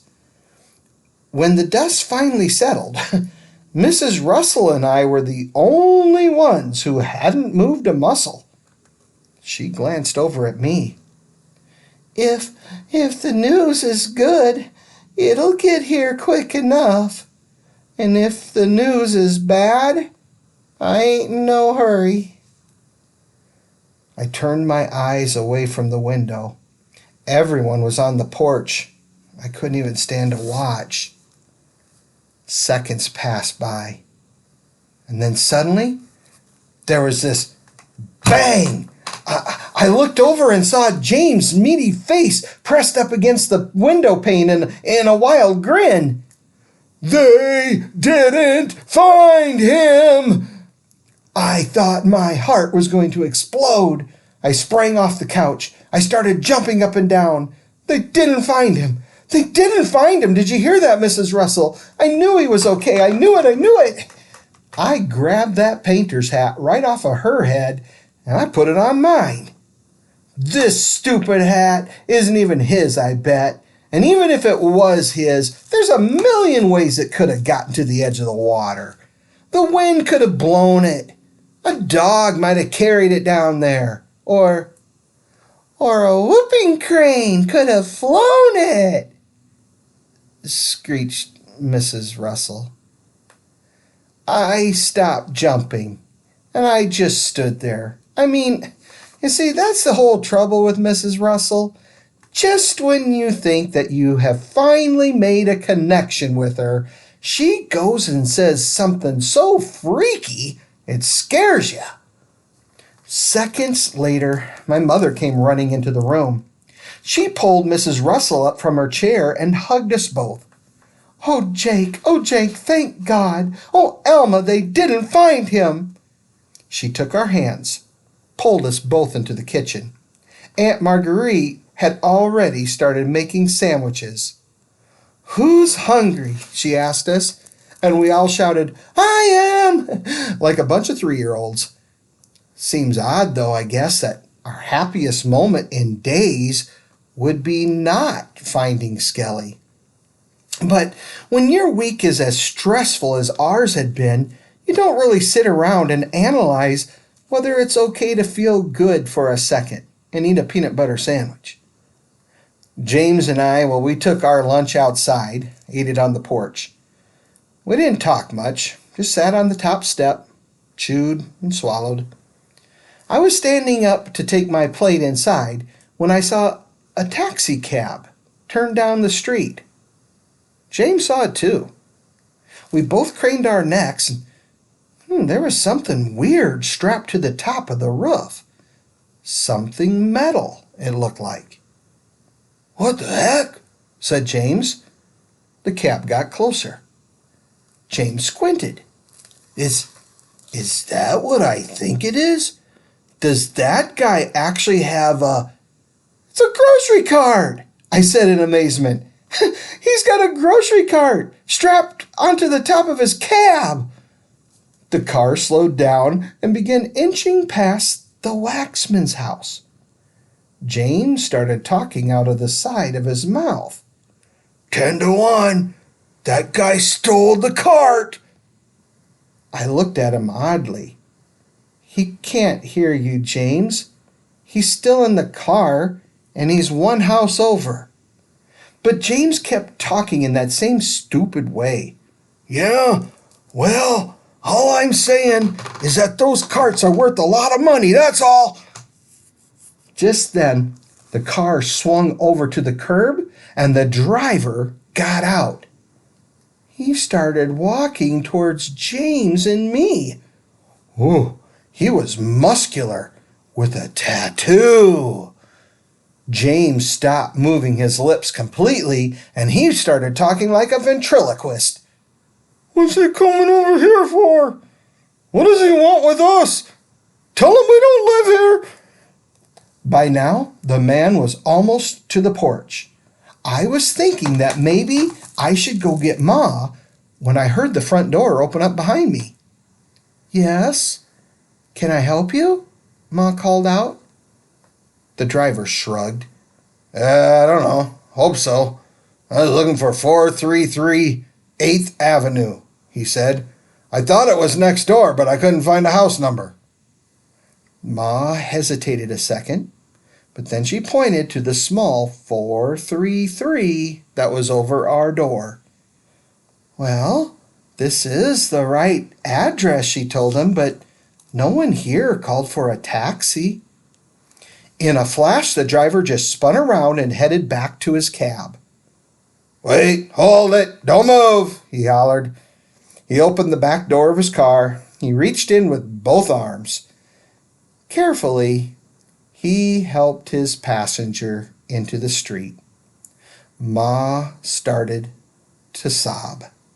Skelly was home. Boy, we whooped it up like you wouldn't believe. We were laughing and hollering and jumping all around in the street. Skelly seemed confused by all the attention, but when his eyes finally focused on my mother, yeah, his whole face lit up. "Hello there, you sweetie pie," he said. Ma put her arms around him and held on tight. He was sweaty and dirty, and his face was full of gray whiskers. And to me, well, he never looked greater. The cab driver, whose name turned out to be Campbell Burns, stood back and watched it all happen. He was patient and quiet. But when the celebration finally ended and Ma invited him inside, he sat down and he told us what he knew. He said he was stopped at a light in a not-so-good part of the city when a grocery cart came rolling off the sidewalk and, well, it almost sideswiped his cab. "Yeah, at first I thought it had rolled off the curb by itself," he said. "But when I pulled over to get it out of the street, well, this nice old gentleman came around the corner, stepped down off the curb, started pushing it." Campbell shook his head. "Luckily, it wasn't a busy street. He was down there near some old abandoned warehouses, so I figured he was probably a homeless guy. But when I got back into my cab, well, there was something about him that just didn't add up." He pointed. "For one thing, that's a pretty decent haircut he's got there. And his shoes were so clean, they looked almost brand new. Also, most homeless guys I've seen don't push around shopping carts that are empty. They usually have all kinds of stuff in them." So I decided to go over and just talk to him for a minute. That's when I spotted his ID necklace with his address. He smiled a little. "Yeah, got kind of stubborn when I tried to get him in the cab, though. Said he wouldn't come without his darn card of his. So I figured, what the heck. I just tied it up to the roof." At this point, Mrs. Russell became so overwhelmed with gratitude. She rushed over to his chair and hugged his neck. "Oh, God love you, Candle Burns," she hollered. Ma pulled her off the best she could. "Campbell," she said. "His name is Campbell, Elma." "Why?" squealed Mrs. Russell. "Is he full of soup?" Campbell grinned again and said he had to get back to work. I went back outside to help him get the grocery cart off the top of his car. I stalled around a minute and then finally came out with it. "Campbell, you think he's okay, don't you?" "Okay?" "Yeah, I mean, I know he needs a shower and a shave and all, but besides that kind of stuff, you think Skelly's okay, right? Like, you don't think anyone hurt him, do you?" Campbell stopped what he was doing and he looked down at me. "Well, he should definitely be checked out by a doctor, but from what I saw, your grandpop seemed to be in pretty decent shape. In fact, until we had that little problem about not leaving his cart behind, he didn't even seem to be in a particularly bad mood."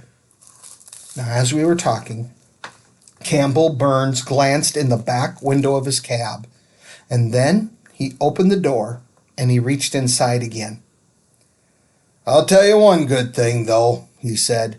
"Wherever he wandered off to, he must have run into a kind soul along the way, because someone saw to it that he had water." He handed me a large plastic bottle. I gave him some more, but he drank it on the way home. When I came inside, I stood that empty bottle on my grandfather's nightstand as a memento, I guess you'd call it. And before he went to bed that night, he filled it up with water, put it in his closet, right next to all the cans of soup. And now for the final chapter. Chapter 12. Graduation Boy. We put the cart in his room. "We're not going to leave it there forever," Ma says. "Just for a while." For 3 days after he got home, Skelly slept all night and he'd nap all day. In between the sleeping and napping, my mother fixed all of his favorite meals. On Monday, Dr. Bloomfield said he checked out just fine. To me, though, one of the most surprising things about Skelly's great adventure was how fast our family went back to our usual routines.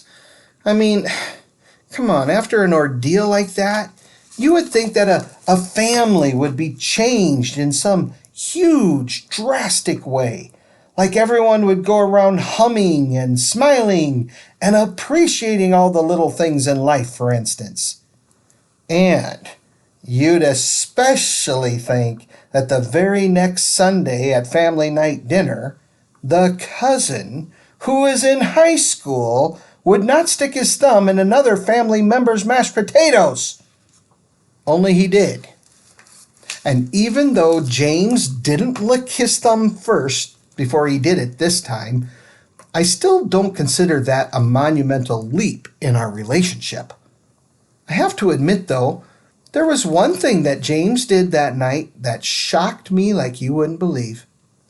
You see, after dinner, when Aunt Marguerite got my grandfather ready for his walk, James went into Skelly's room, came out with the grocery cart. He said he thought Skelly might like to, take it for a spin. Right away, Aunt Marguerite started shaking her head. Oh no, we're not going to take that cart with us, James. No way." But James just smiled and said, "Way." And before she could give him another argument, he carried the cart down the front porch steps to the sidewalk. He and Skelly started to push. For the first time ever, I sat on the front steps. I was waiting for them to come back. Now, you see, I was sure that James would never go through with it. I mean, in spite of his many personality disorders, James has always been popular at school. So I was positive that as soon as he got onto a busy street, it would occur to him that he looked like a real dork, and then he'd bail on my grandpa. But as amazing as this sounds, 30 minutes later, when they came around the corner again, James was still right there, walking next to Skelly, pushing that cart like it was the most natural thing in the world. And so, I guess that's how my family was changed by my grandfather's ordeal, I guess. Not in a huge, drastic way, but not even in our relationships with one another, but in personal little ways that didn't make much noise. As for me, well, before he got lost, I had pretty much made up my mind that I was not going to invite Skelly to graduation, especially not after that restaurant incident. The risk just seemed too big. But on the afternoon that Campbell Burns brought him home, I sat on the edge of his bed. He was lying down for a nap. I put an invitation into his hand. He looked at the front, and he turned it over. "What's this?"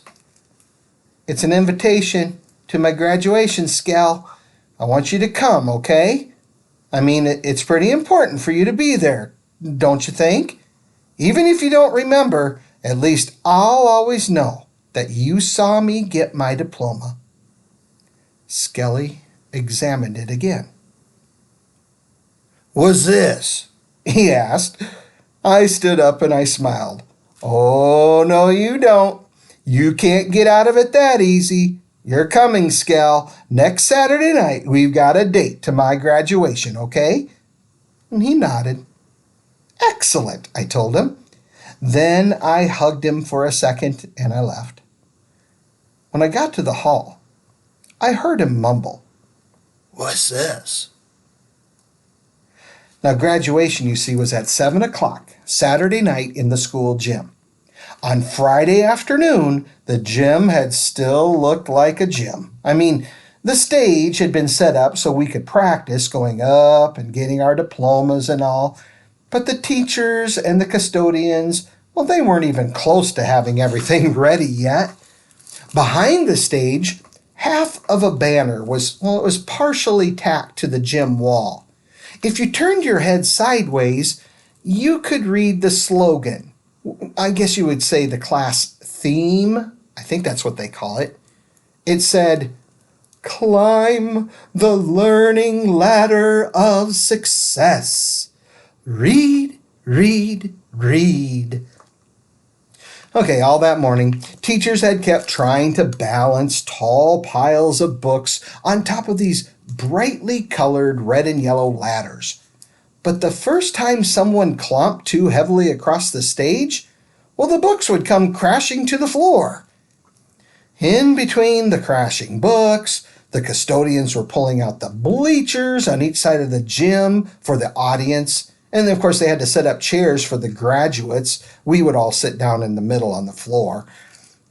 Since my class has more than 500 kids in it, well, we'd spend almost half a day on Thursday just trying to line ourselves up in alphabetical order. It's amazing how complicated the ABCs can get when there are 500 eighth graders involved. Finally, one of the teachers got so frustrated, she made everyone memorize the names of the two people directly in front of us and the two people directly behind us in line. Then, all day long, she would suddenly turn and point to kids at random, and they would have to yell out the names of their group in the right order. Like every few minutes, you'd hear some poor kid shouting out, "Farkle, Farley, Farnsey, Farrell, Fassy," or "Bubby, Buckle, Budsy, Buffers, Bugdorf." Lucas Carney's. His group was the stupidest, I thought. "Car, Carney, car."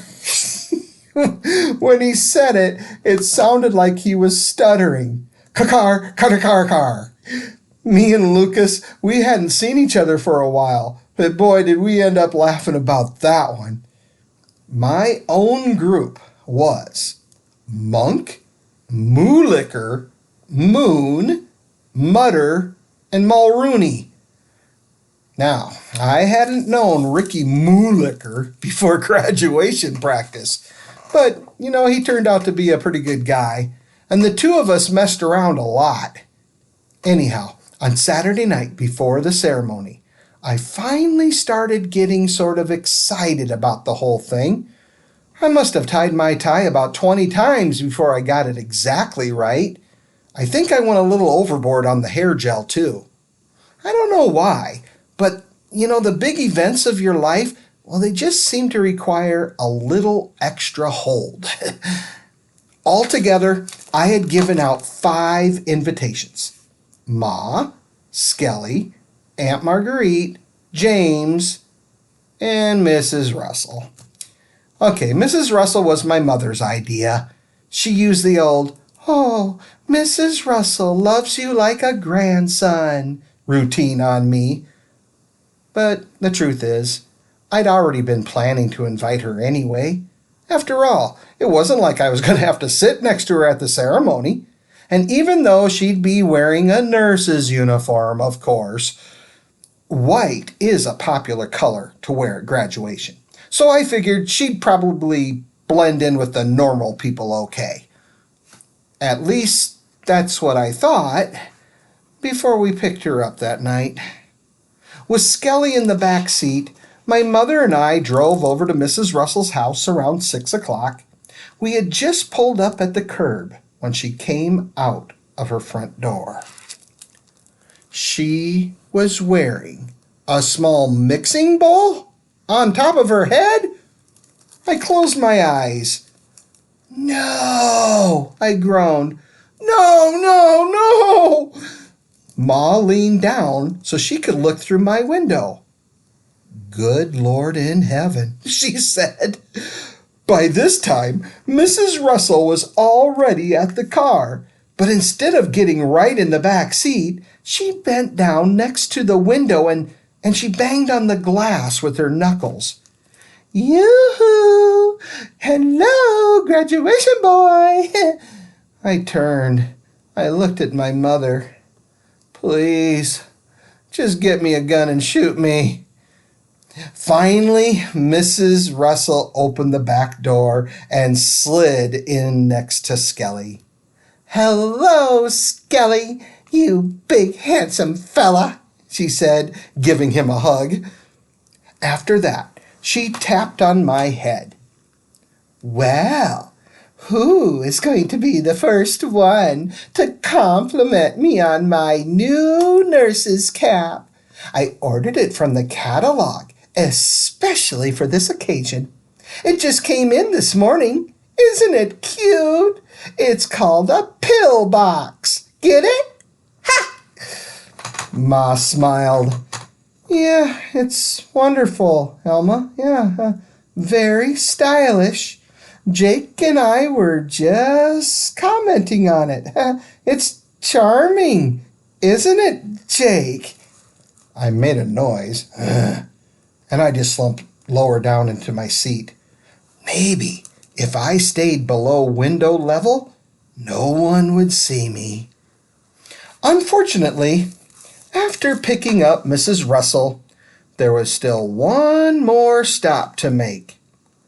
Earlier, Aunt Marguerite had called from work and said she'd be a little late, so she wanted us to pick up James. When we drove up to his street, he was sitting in the yard waiting for us. He was wearing cut-off blue jeans and a t-shirt with the sleeves ripped out. He was eating a corn dog. Also, since the last time I'd seen him, he'd gotten a nose ring. Well, as soon as he opened the door, I looked over the seat at him. You understand that we are not on our way to WrestleMania, correct?" I said. James, he faked a grin. There was a piece of corn dog stuck on his tooth. By the time we pulled into the school parking lot, oh gosh, I had slid so far down in my seat, I was practically sitting on the floor almost. As soon as Ma stopped the car, I bailed right out and I was heading for the gym. "Jake, wait! Don't I get a kiss?" she called. Oh, I froze in my tracks. Great way to start things off, your mother hollering for a smooch across the crowded parking lot. I sprinted back, pecked her on the cheek, and then ran off again. When I was safe enough distance away, I slowed to a stop, and then I looked back. Ma was helping Skelly out of the car. He was wearing a brand new suit he had gotten from Sears, and his new red clip-on bow tie. He looked very distinguished, almost, like he could be a retired doctor or a college professor. I watched from the sidewalk as Ma combed and then recombed his hair. Skelly held his head perfectly still while she made the part. After she finished, she put her hand real gentle on his cheek. She must have told him how handsome he was, because he started to beam. I smiled a little, and then I walked on. Now, we had gotten there in plenty of time for my mother to find seats near the door. It was important for her to be close to an exit, in case Skelly got restless. In the meantime, I hung out with a bunch of other kids who were early like me. It wasn't long, though, before the teachers started rounding us up to get in line. Like a lot of gyms, ours is just a big square room with a door in each corner. Mrs. Rook, our school principal, had drilled it into our heads that when we walked in, we should keep the pace slow and dignified. Walk in time to the music. She must have told us that like 1,000,000 times. We do not dance in time to the music. We do not stroll in time to the music, or mosey, or march, or strut in time to the music. And then she stopped right here, and she searched the gym until she found Jerome Sheridan. She raised her voice another level and said, "And above all, Jerome, my pet, we do not get down in time to the music." Everybody laughed at that one. Everybody laughed, but it wasn't until the music started for real that night that I finally understood why she had been so insistent. Graduation music, well, it sounds a lot like church music when it's played for real, so you don't really want a bunch of yahoos mucking up the mood. When I started into the gym, my stomach was flip-flopping like you wouldn't believe. I just kept my head down and I concentrated on the backs of Ricky Mulicker's shoes. Somehow I got to my seat without tripping. I realized a little then that and looked into the bleachers for my ma. I stretched my neck every way I could, but there were too many heads in the way to see the bleachers near the door, so finally I gave up trying. And maybe it was better like this. Maybe if I couldn't see Skelly, I wouldn't be as nervous about him. Anyhow, it took a while for everyone to get settled. But at last, Mrs. Rook, who was sitting with the other speakers up on the stage, stepped up to the microphone and began her "Welcome to Graduation" speech. And like with every principal I've ever known, whenever Mrs. Rook starts to talk, she promises not to blabber on forever. And then she blabbers on forever. Not only that, but at graduation ceremonies, one blabberer is never enough. Like, okay, the man who came after Mrs. Rook, some state senator or something like that, talked twice as long as she did. And according to the program, we still hadn't gotten to the official greetings from the president of the Board of Education yet. I sank down into my chair and I just closed my eyes. Ricky gave me an elbow in the ribs. "Hey, Moon, what time is it?" I held up my watch so he could see. 7:45. He rolled his head back in annoyance. "Geez, when is this guy ever gonna button it up? My baby brother is never gonna last." I shifted in my seat. I wondered about Skelly.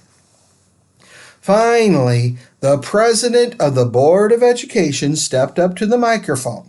He wanted to bid us a warm and gracious good evening, he said. Ricky Mulicker groaned. "A warm and gracious get off the stage," he grumbled back.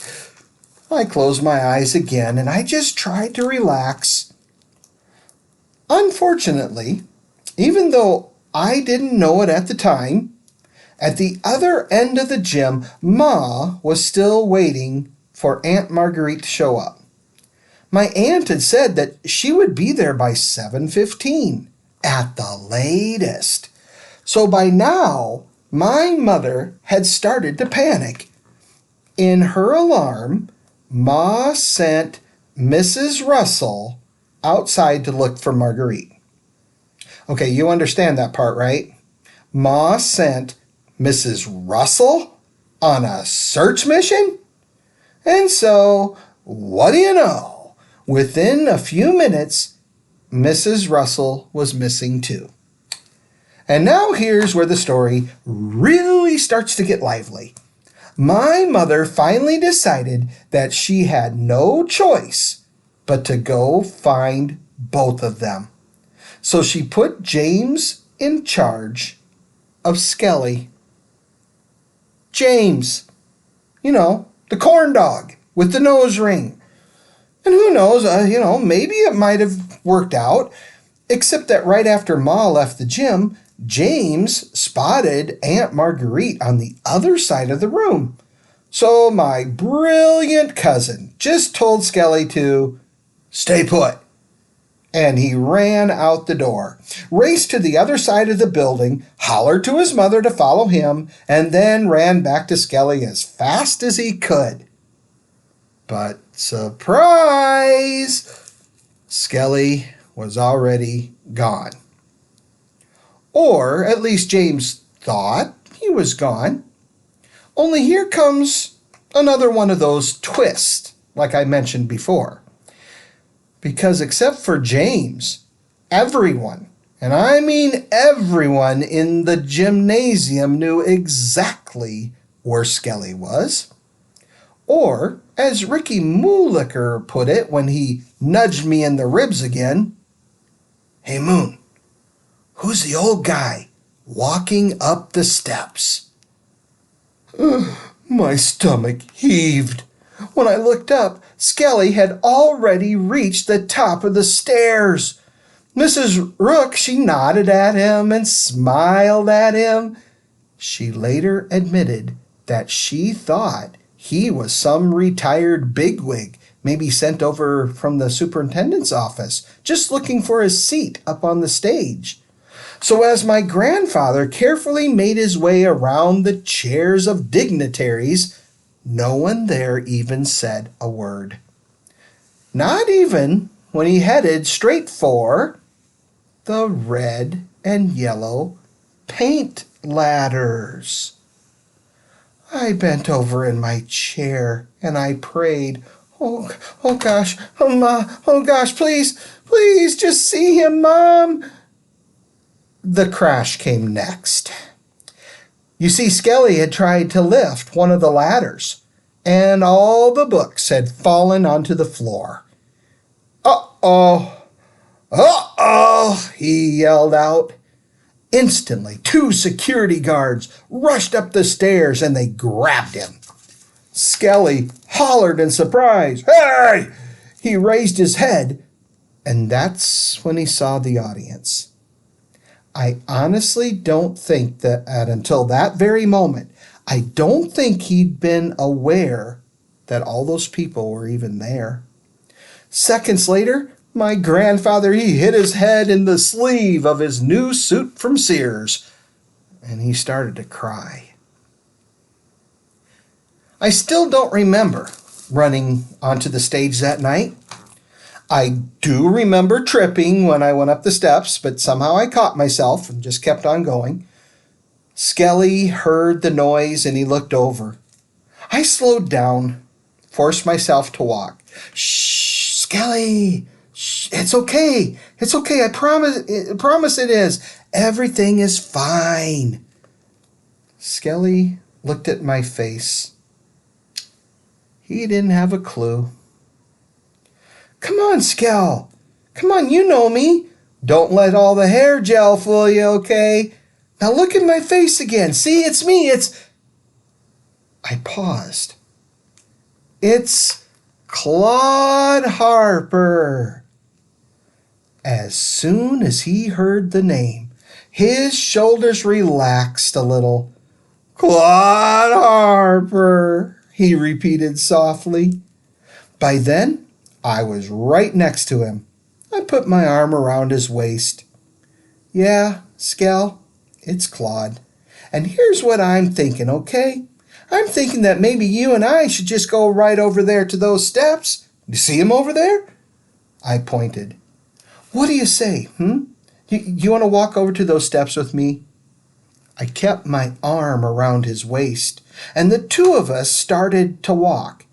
His feet shuffled heavily as if he was suddenly tired. We took it slow. When we got to the end of the stage, Ma and Aunt Marguerite were waiting at the bottom of the stairs. Skelly and I went carefully down. They took his hands and they led him away. Well, I got my diploma a little while later. The walk to the stage was much tougher the second time. I kept my eyes glued on Ricky's shoes again, and I just tried to block out all the whispers. When Mrs. Rook finally called my name, James whistled so loud from the audience, she actually laughed. And as she handed me my diploma, she shook my hand and held it extra long. She said I should be proud. After that, I walked down the steps and got out the gym door, and I just kept going until I got to the car. The door was locked, but, the rest of them, they were there within a few minutes.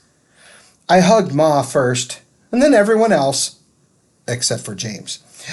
We'd talk about this later, and forever probably, but right now, I just wanted to go home. I got in the back seat. Skelly slid in beside me, and I held his hand.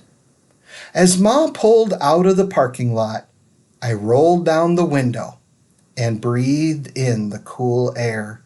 My shoulders loosened up a little. Next to me, Skelly sighed. I smiled at him in the dark, and I looked out into the night sky.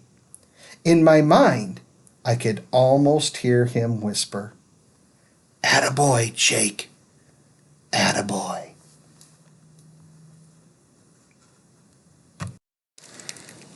All right, fifth graders, that's the end of Jake Moon. There's a couple reasons why I share this one, and I only share it with fifth grade because it's our last year together and you're getting ready to go off to middle school. And the title, the graduation of Jake Moon, it actually has two meanings, and I hope you caught that. The simple one is, he was graduating from 8th grade. But big deal, right? You go from 8th grade, you're still not done. You go off to high school. But he also graduated from something else. You see, all throughout the book, Jake was so worried about what other people thought about him. And the reason he struggled so much with his grandpa and Skelly with his Alzheimer's, well, he was embarrassed. He didn't want his friends to know that his grandfather was starting to lose his mind. And he took it personally. He thought it reflected upon him. And so he didn't want to be seen with his mom and his grandpa. He didn't want his friends to come over because he was afraid of the crazy things that Skelly might do. But at the very end, at the very, very end of the book, a couple really big things happen. Well, we found out why James and Jake didn't like each other, and they probably had some things to work through, but James was jealous of Jake because everybody thinks Jake is the favorite grandchild. And Jake, he was jealous of James because James could go home. He could go home and live basically a normal kid life. And Jake, that's all Jake wanted, was just to have a normal life, not have to take care of his grandfather like he did. But at the end of the story, when he graduated and his grandpa went up on that stage, it took a lot of courage for Jake to go up and help his grandpa down from the stage in front of all those people. Now you can imagine if there's 500 students in his class, there's probably over 1,000 adults, parents, grandparents in the stands. So that's a lot of people. That would be hard for anyone to do, including myself. But he went up there because he knew his grandpa needed him. And he wasn't thinking about what the other kids were going to say about him. he graduated from boyhood into manhood. That's called becoming a man. And for girls, same thing. You have to grow up. And I hope that you guys, when you get to middle school can be rough. It can. It's a tough time in a kid's life. I think you'll like it over there. There's a lot more freedom and things to do. But I just want you to know that if you worry all the time about what other kids think about you, and all you're worried about is pleasing them and trying to do things that make you popular with the other kids, you're probably going to have a miserable middle school career. In middle school, if you can be the person to be yourself, just be yourself. And don't be afraid about what other people say or do. It's okay. You're going to find your own group of friends. You're going to find people to hang out with that like you for who you are.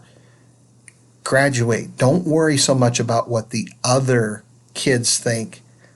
Be yourself, be happy, and enjoy graduating. And someday I hope to come back to your high school graduation and watch you guys graduate from high school and move on. See ya. I'll find another book and I'll get another one out there for my older students. So just be patient. These just take a long time.